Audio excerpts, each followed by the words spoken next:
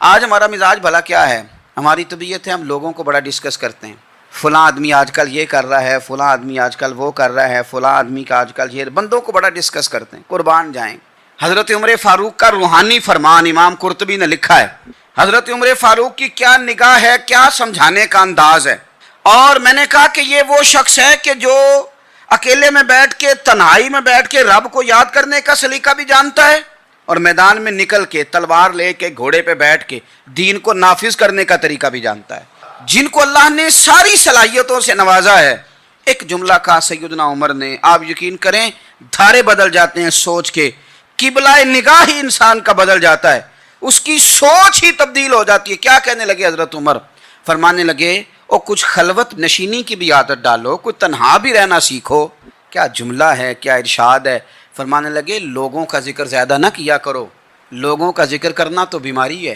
فرمانے لگے رب کا ذکر زیادہ کرو، اللہ کے ذکر میں شفا ہے. لوگوں کا ذکر ہی کرتے رہتے ہو، اسی کام ہی لگے رہتے ہو، یہ تو بیماری ہے. یہ تو تمہارے دل میں بیماری پیدا کر دے گی. ہر وقت سوچو گے اور یہ بیماری آ جاتی ہے. لوگوں کی طرف توجہ رہے تو یہاں حسد پیدا ہو جاتا ہے، یا بغض پیدا ہو جاتا ہے، یا عداوت پیدا ہو جاتی ہے. اور کبھی کبھی یوں بھی ہوتا ہے کہ کچھ لوگوں کو دیکھ کے انسان احساس کمتری کا شکار ہو جاتا ہے، کمزور پڑ جاتا ہے.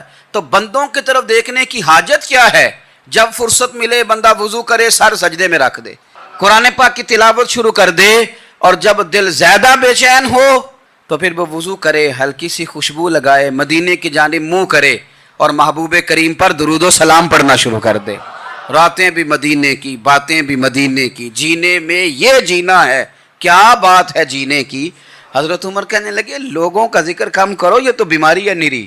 اللہ کا ذکر کرو، اس میں شفا ہے. قرآن مجید نے جگہ جگہ پہ اس بات کا اعلان فرمایا ہے کہ اپنے شعور کو بلند کرو، اپنی فہم سے، اپنی عقل سے کام لو، کائنات ارضی اور سماوی میں غور کرو، اللہ کی نشانیوں کو دیکھو، اپنی فہم و فراست کے ساتھ، شعور کے ساتھ دین اسلام کی حسین تعلیمات کو قبول کرو اور ان کے مطابق اپنی زندگی گزارنے کی کوشش کرو.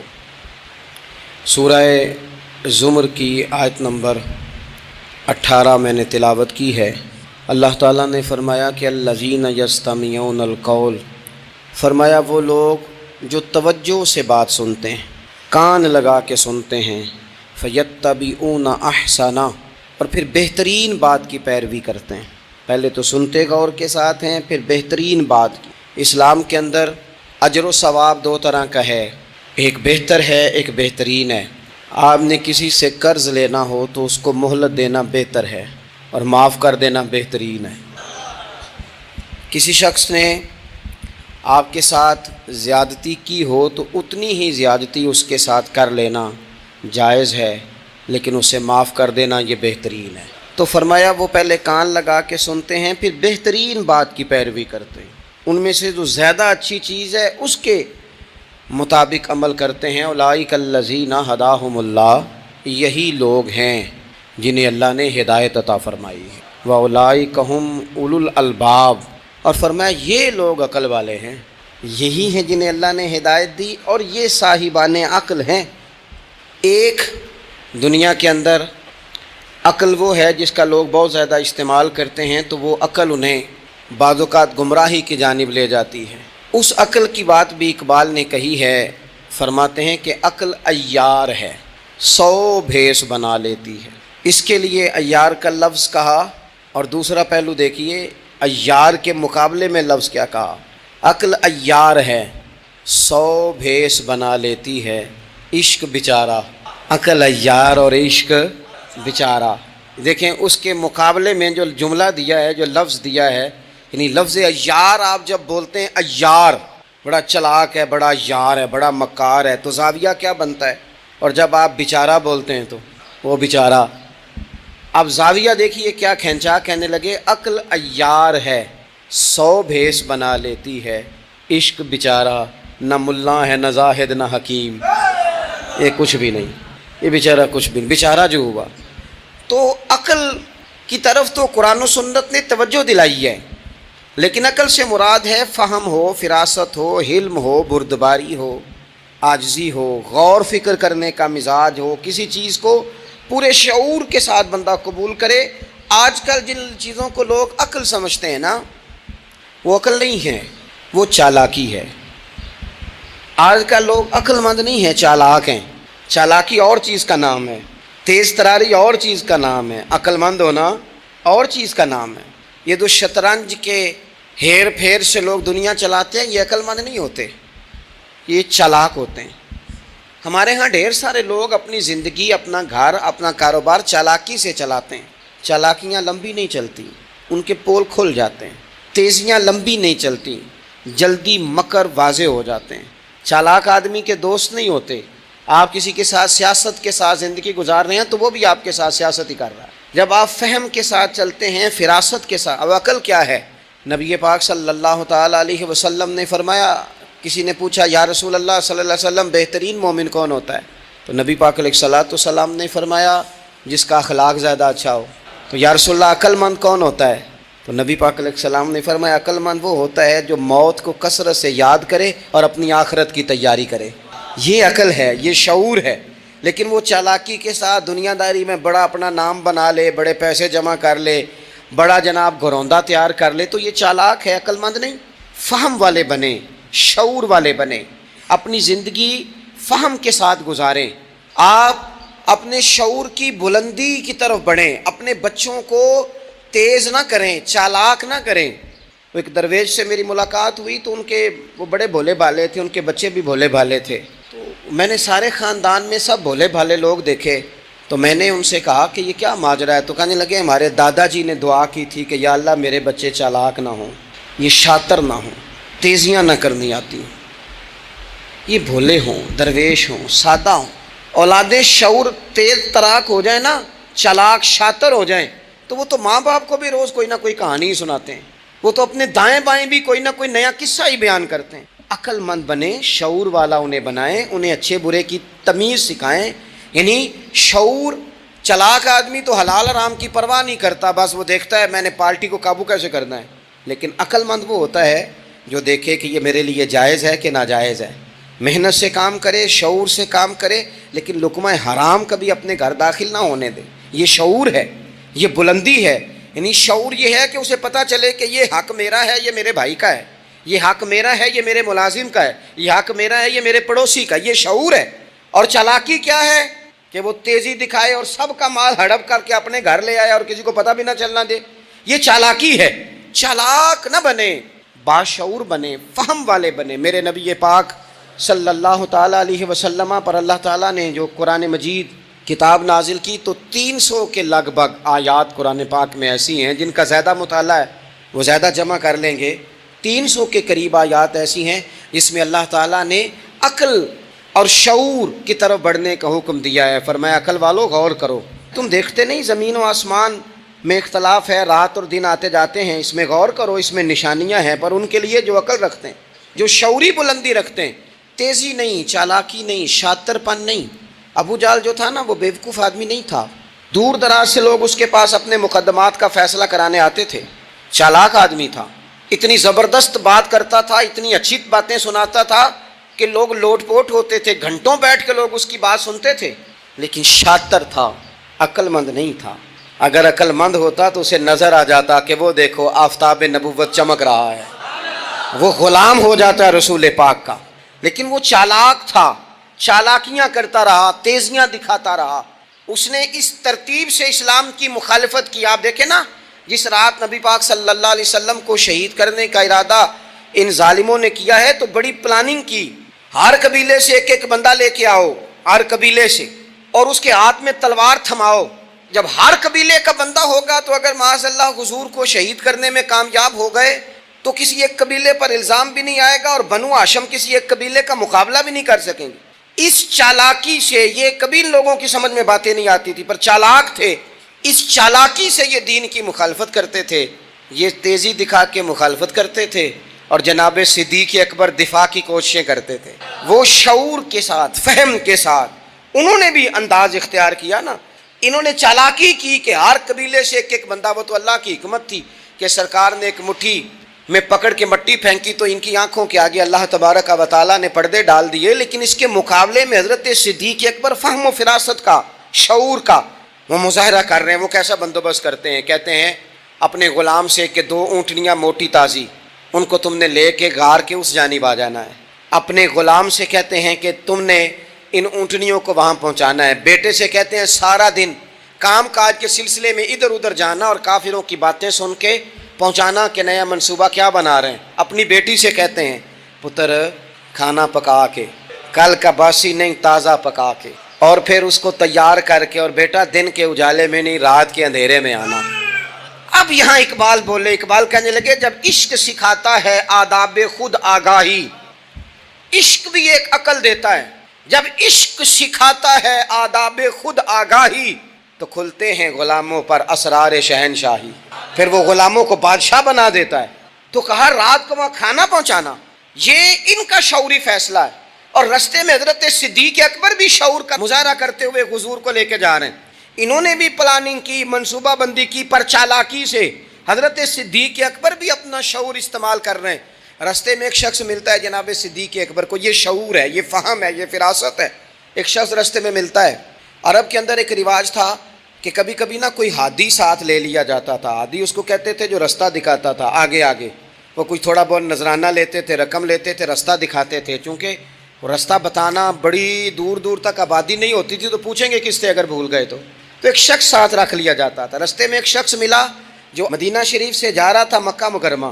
حضرت صدیق اکبر کو وہ جانتا تھا، نبی پاک علیہ السلام کا بظاہر آشنا نہیں تھا۔ حضرت ابوبکر صدیق سے پوچھتا یہ کون ہے؟ اب حضرت صدیق اکبر کا شعور دیکھو، وہاں شعور اسلام کی مخالفت میں چالاکی استعمال ہو رہی، یہاں شعور دفاعی اسلام میں استعمال ہو رہا ہے۔ یہ فہم ہے، یہ عقل ہے۔ حضرت صدیق اکبر رضی اللہ تعالیٰ عنہ فوراً سوچنے لگے، فرمانے لگے اگر حضور کا نام بتا دیا یہ تو جاتے ہی فوراً ان کو بتائے گا کہ میں نے نبی پاک کو جاتے دیکھا ہے۔ وہ کہنے لگے کون ہے؟ آپ سوچ میں پڑ گئے یہ کون ہے؟ تو حضرت صدیق اکبر نظریں جھکا کے، ہاتھ باندھ کے حضور کی طرف چہرہ موڑ کے کہنے لگے یہ میرے ہادی ہیں، یہ مجھے رستہ دکھاتے ہیں۔ اب وہ کچے مزاج کا تھا نا، وہ سمجھا مکے سے مدینے کا رستہ دکھاتے ہیں۔ حضرت صدیق اکبر بتا رہے تھے یہ مجھے جنت کا رستہ دکھاتے ہیں، رب کی معرفت کا رستہ دکھاتے ہیں۔ یہ بھی شعور ہے جب عشق سکھاتا ہے آداب خود آگاہی، پھر کھلتے ہیں غلاموں پر اسرار شہنشاہی۔ عطار ہو، رومی ہو، رازی ہو، غزالی ہو، کچھ ہاتھ نہیں آتا بے آہ و سحرگاہی۔ عزیز بھائی، آپ اپنا شعور اگر صحیح جگہ استعمال کریں تو فہم بن جائے گا، فراست بن جائے گا، فائدہ مند ہو جائے گا۔ لیکن نہیں، چلاکی کی طرف لوگ بڑھنے لگے، پتے پھینکنے لگے، کہانیاں سنانے لگے۔ کون سا ایشو ہے جس کو آج اٹھایا جائے؟ کون سی بات ہے جس کا پراپوگنڈا کر کے اپنے آپ کو مشہور کیا جائے؟ کیا ہے جو سوسائٹی میں پھینکی جائے بات تو لوگ توجہ کریں گے ہماری سیاسی جماعت کی طرف؟ کیا اس طرح کا ماحول بنایا جائے؟ کس طرح کر کے پیچ و تاب کیا جائے؟ کس طرح کر کے لوگ توڑے جائیں؟ کس طرح بنائے جائیں؟ نہیں، اس طرح لوگ کمزور ہو جاتے ہیں، اس طرح شعور نہیں رہتا قوموں کے پاس۔ میرے نبی پاک صلی اللہ علیہ وسلم کے پاس عبد القیس کا وفد آیا تھا، تو جو عبد القیس ان کا سردار تھا، نبی پاک صلی اللہ تعالیٰ علیہ وسلم کی خدمت میں جب وہ حاضر ہوئے، لاؤبالی فیصلے نہ کریں، فیصلے زندگی میں سوچ کے کریں۔ آپ کسی بھی چیز کے سربراہ ہیں، آپ مسجد کے صدر ہیں یا قبیلے والے آپ سے فیصلہ کراتے ہیں، یا آپ کسی جماعت کو لیڈ کرتے ہیں، یا خاندان والے آپ کو بڑا سمجھتے ہیں، یا کوئی آدمی آپ کو دینی تعارف سے پہچانتا ہے، تو فہم کے ساتھ، دانائی کے ساتھ، حکمت کے ساتھ آپ اس کو لے کے چلیں۔ نبی پاک صلی اللہ تعالیٰ علیہ وسلم نے وفد عبد القیس کے سربراہ سے کہا تھا کہ تمہارے اندر 2 خصلتیں ہیں، 2 عادتیں تمہارے اندر ایسی ہیں جنہیں اللہ بڑا ہی پسند کرتا ہے۔ یا رسول اللہ کون کون سی؟ فرمایا ایک تو تم عقل والے ہو، اور دوسرا بردبار ہو، حلم والے ہو، تم جذباتی فیصلے نہیں کرتے، تمہارے اندر بردباری ہے، ٹھہراؤ ہے۔ یہ 2 باتیں، تمہاری سمجھداری اور تمہارا ٹھہراؤ، یہ اللہ کو بڑا ہی پسند ہے۔ بڑی جذباتی باتیں لوگ کرتے ہیں، بڑا گھروں کے اندر ماحول خوفناک ہو جاتا ہے، قبیلوں میں ماحول خوفناک ہو جاتا ہے، جماعتوں میں خوفناک ہو جاتا ہے۔ بڑے شعور کے ساتھ مسلمان کو آگے بڑھنے کی ضرورت ہے۔ یہ جو مسلمانوں نے فتح یابی حاصل کی ہے نا بڑی ساری جگہوں پہ، اللہ تبارک و تعالیٰ نے مسلمانوں کو کامیابیاں دیں۔ مسلمان اپنی تعداد کی قلت کے باوجود، اسلحے کی قلت کے باوجود بڑی جگہوں پہ کامیاب رہے۔ اللہ تبارک و تعالیٰ نے انہیں بڑا سارا نوازا۔ تو اس کے اندر بھی قرآن مجید کی سورہ انفال جب ہم دیکھتے ہیں تو اللہ تبارک و تعالیٰ نے وہاں ارشاد فرمایا کہ مسلمان 100 ہوتا ہے اور وہ صبر کرتا ہے تو وہ 200 کا مقابلہ کرتا ہے، 1000 ہوتا ہے وہ صبر کرتا ہے اور مقابلہ 2000 کا کرتا ہے مسلمان۔ کیوں بھلا؟ اس لیے کہ سورہ انفال میں رب فرماتے ہیں کافر وہ قوم ہے کہ قوم اللہ یعقلون، وہ قوم تو ہیں پر ان کے پاس عقل کوئی نہیں، وہ چڑھ دوڑتے ہیں کہ مار دیں گے، مر جائیں گے، آج انہیں ختم کر کے رہیں گے، وہ شعور کے ساتھ میدان میں نہیں آتے۔ لیکن نبی پاک صلی اللہ علیہ وسلم جب اپنے لوگوں کو لے کے جاتے تھے، حضور انہیں سمجھاتے تھے، صف بندی کرتے تھے، نبی پاک علیہ الصلوۃ والسلام ایک طریقہ بتاتے تھے کہ جھنڈا تمہارے ہاتھ میں رہے گا، اگر یہ آدمی شہید ہو جائے تو جھنڈا بھائی مدد اللہ کی ہے، لیکن حکمت کے تقاضے سارے پورے کیے جائیں، وہ سارے کام کیے جائیں جو وقت کے تقاضوں کی ضرورت کے مطابق ہوں۔ رسول پاک صلی اللہ علیہ وسلم ان کو بتایا کرتے تھے کہ تم نے اس درے پہ ڈیوٹی کرنی ہے، کوئی نیچے نہ اترے جب تک ہم نہ کہیں، تم یہاں کھڑے رہو۔ ایک آدمی کو پیچھے رکھتے تھے، تم نے قافلے کے بالکل پیچھے آنا ہے، اگر کسی کا سامان گر جائے، کوئی اونٹ پیچھے رہ جائے، کوئی مسئلہ ہو جائے، تمہیں پتہ ہو، شعور کے ساتھ، بالیدگی کے ساتھ بیٹھ کر، عقل کے ساتھ، فہم کے ساتھ۔ ہمارے پاس بہت سارے لوگ آتے ہیں، بڑی بڑی جذباتی باتیں بتاتے ہیں، اس طرح بھی کر دیں، اس طرح بھی کر لیں، آپ لوگوں کو یہ بھی بتائیں، بڑے بڑے رکے آتے ہیں، بڑی بڑی باتیں سخت لوگ کرنے کا کہتے ہیں، ایسی کی تیسی کر دیں آپ۔ تو ہمیں پتہ ہے، چلیں تھوڑا سا کتاب و سنت اپنی نظر سے صحیح، تھوڑے علم سے صحیح، پر ہمیں بھی تھوڑا سا پتہ ہے۔ تو میں بہت سارے دوستوں کو کہا کرتا ہوں کہ وہ بھائی چلو ٹھیک ہے، سخت بات نہیں کرتے، جلال میں نہیں آتے، پر اس کا یہ مطلب تو نہیں نا کہ ہمیں پتہ نہیں کسی بات کا۔ وہ بعض سیاسی لوگ آتے ہیں تو آ کے کہتے ہیں جناب حضرت یہ ہو گیا، فلانے نے یہ کر دیا، فلانے نے یہ کر دیا، تو کئی دفعہ ان پر ہنسی آتی ہے کہ ہمیں سمجھانے آئے ہو، ہمیں سمجھانے آئے ہو، او بھائی اٹ سٹ تے پکھڑا کوار گندا لسی اور بھی بوٹیاں جاننے آ۔ بات نہ کریں تو بات الگ ہے، اخلاق اجازت نہیں دیتا، بہت ساری باتوں کا جواب دیا نہیں جا سکتا، لیکن آپ کیا سمجھتے ہیں سامنے والا بیوقوف ہے، آپ جو کہیں گے وہ قبول کر لے گا؟ اپنی زندگی میں کبھی بھی جذباتی ہو کر فوراً فیصلہ نہ کریں، کبھی زندگی کے اندر تھوڑا سا چیزوں کو ٹھنڈا کریں، شعور پیدا کریں، آپ فہم پیدا کریں، آپ کوئی ایسا کام کریں جس میں آپ محسوس کریں کہ یہ فیصلہ عقل والا ہے۔ میرے نبی پاک صلی اللہ تعالیٰ علیہ وسلم بھولے بھالے لوگوں سے بھی پیار کرتے۔ حضور کے پاس ایک دیوانی بی بی آئی، دیوانی، اس کے علاقے والے کہتے تھے کہ اس کا تو ذہنی توازن ٹھیک نہیں، لیکن اس نے کہا یا رسول اللہ میری بات سنیں، تو حضور نے اس کی بھی بات سنی۔ نبی پاک پیار کرتے، لیکن آپ کو پتہ ہے کہ رسول پاک صلی اللہ تعالیٰ علیہ وسلم نے ایک اور بات بھی ارشاد فرمائی ہے جو صحیح مسلم میں موجود ہے، سنن ابو داؤد شریف میں موجود ہے۔ حضور جب نماز کی صفیں بناتے نا تو فرماتے میرے قریب وہ لوگ کھڑے ہوا کرو جو عقل مند ہو، جو شعور والے لوگ ہو وہ میرے قریب رہا کرو، باشعور لوگ۔ اور پھر فرمایا جو ان سے زیادہ شعور رکھتے ہیں وہ تھوڑے پیچھے، جو ان سے کم شعور رکھتے ہیں وہ اس سے پیچھے، جو اس سے کم شعور رکھتے میرے قریب شعور والے لوگ ہوں۔ یعنی محبوب سب کے نبی ہیں، لیکن حضور اپنے قریب ان لوگوں کو بٹھاتے جن کا فہم مضبوط ہوتا۔ اسی لیے حضرت مولا علی شیر خدا رضی اللہ تعالیٰ عنہ فرمایا کرتے تھے وہ بندہ دنیا میں کبھی نہیں ٹوٹتا جس کے مشیر اچھے ہوں۔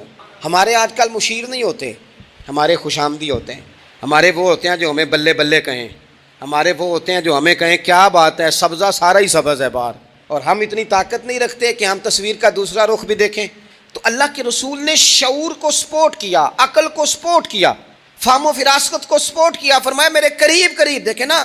علماء نے ایک معنی یہ بھی اس کا بیان کیا ہے کہ جب کوئی باشعور آدمی قریب ہوتا ہے تو نماز میں کبھی لقمہ دینا پڑ جاتا ہے، کبھی بتانا پڑ جاتا ہے، کبھی کسی وقت امام کا وضو ٹوٹتا ہے اسے پیچھے جانا پڑ جاتا ہے۔ تو باشعور لوگ ہوں گے جب قریب تو حالات اور ہوں گے۔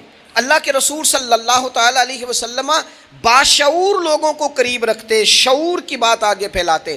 میں بڑے عرصے سے یہ بات کر رہا ہوں، آج پھر کرتا ہوں، دینی ماحول کے اندر باشعور لوگوں کی بڑی ضرورت ہے، بصیرت افروز لوگوں کی بڑی ضرورت ہے، جن کے حافظے قوی ہوں ان کی بڑی ضرورت ہے۔ اکثر ایسا ہوا کہ ایسے لوگوں کو لا کر دیا گیا، ایسے لوگ بٹھائے گئے جو شعوری طور پر بالکل ناپختہ تھے، لیکن ہر آدمی ہر جگہ پہنچ نہیں سکتا، کچھ لوگ کند ذہن ہوتے ہیں، کوئی کام بھی نہیں کر پاتے، تو زبردستی جبر کرنا، کسے مولوی بنانا ہے، اسے مولوی بنانا ہے، اسے حافظ ہی بنانا ہے، بھائی وہ بیچارہ نہیں اتنا شعور رکھتا۔ آپ کوئی ذہین فتین لوگ لے کے آئیں، باشعور لوگ لے کے آئیں جو سوسائٹی میں کچھ سمجھ بوجھ رکھنے کی صلاحیت رکھتے ہوں، وہ جب دین کو پڑھیں گے اور دین کو آگے پھیلائیں گے تو کچھ تقاضے سمجھ کر آگے پھیلائیں گے۔ آپ دیکھیے میرے نبی پاک صلی اللہ تعالیٰ علیہ وسلم کے صحابہ کا شعور کتنا بلند تھا. حضرت زید بن ثابت رضی اللہ تعالیٰ عنہ کے ذمے لگایا حضرت ابوبکر صدیق نے قرآن پاک کو جمع کرنا. فرمایا آپ صحابہ کرام سے لے کے جن کے پاس تھوڑا تھوڑا قرآن پاک ہے آپ جمع کریں, آپ لا کے اسے جمع کریں. اور وجہ اس کی یہ ہے کہ ایک تو آپ نبی پاک کے دور میں بھی قرآن پاک کی وحی لکھتے تھے, اور دوسری بات یہ ہے کہ آپ جوان بھی ہیں اور عقل مند بھی ہیں, لہٰذا آپ سے ہم نفع لینا چاہتے ہیں. باقاعدہ لفظ کہ حضرت صدیق اکبر کہ چونکہ باشعور آدمی ہیں, فہم والے ہیں, لہٰذا آپ سے یہ کام لینا ہے. میں شکوہ نہیں کرتا, لیکن میں کو ذمہ داری سے کہتا ہوں, میں قائل نہیں ہوں بچوں کو ڈنڈے مار کے پڑھایا جائے. ڈنڈے مار کے جب آپ پڑھاتے ہیں تو آپ خوف کے سائے میں تعلیم دے رہے ہیں, آپ سے لوگ ڈر رہے ہیں, گھبرا کر تعلیم دی جا رہی. وہ کیا اس سے سیکھے گا جس نے خوف کے عالم میں سبق یاد کیا؟ بچہ استاد صاحب کے سامنے کھڑا ہے تو وہ تھر تھر کانپ رہا ہے, اسے جو یاد ہے بیچارے کو وہ بھی بھول گئے ہیں. اور یہ کام مدرسوں سے زیادہ اسکولوں میں ہوتا ہے, اسکولوں میں زیادہ ہوتا ہے. لائق لوگوں کو, باشعور بچے کو آپ کو پتہ چل جاتا ہے آپ کا بچہ شعور والا ہے, پھر آپ اس کی مناسب کاؤنسلنگ کریں, اسے آپ مناسب طریقے سے اس کو سمجھائیں, اس کو آپ تھوڑا سا مینٹلی طور پر تیار کریں, اس کی نگرانی کریں کہاں آتا ہے کہاں جاتا ہے. پھر آپ جب کسی ادارے میں داخل کرائیں تو پھر باقاعدہ اس کی رپورٹ لیں, پتہ کریں. ہفتوں سالوں بیت جاتے ہیں, کوئی پوچھنے نہیں آتا ہمارا بچہ کیا پڑھ رہا ہے, تو بچہ پھر من مانی کرے گا.